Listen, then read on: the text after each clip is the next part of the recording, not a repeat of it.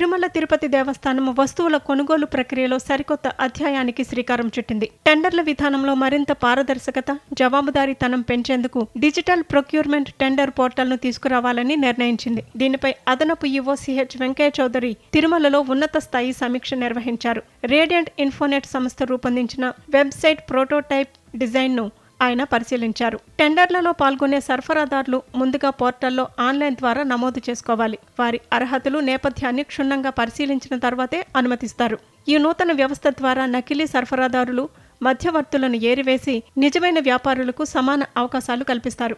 ధృవీకరించిన సరఫరాదారులతో ఒక పటిష్టమైన డేటాబేస్ రూపొందిస్తారు. మార్కెట్ ధరలు, సరఫరా పరిస్థితులను విశ్లేషించేందుకు ఆర్టిఫిషియల్ ఇంటెలిజెన్స్ సాంకేతికతను వాడుతున్నారు. దీనివల్ల టీటీడీ మెరుగైన కొనుగోలు నిర్ణయాలు తీసుకునే అవకాశం ఉంటుంది. టెండర్ ప్రక్రియ, సరఫరా నిర్వహణ, చెల్లింపుల వ్యవస్థలను ఒకే వేదికపైకి తీసుకురానున్నారు. దీనివల్ల సరఫరాదారులకు సకాలంలో బిల్లులు చెల్లించడం సాధ్యమవుతుంది. ఈ డిజిటల్ విధానం వల్ల కొనుగోలు ప్రక్రియ వేగవంతం కావడమే కాకుండా టీటీడీపై భక్తులకు మరియు సరఫరాదారులకు మరింత విశ్వాసం పెరుగుతుందని అధికారులు భావిస్తున్నారు.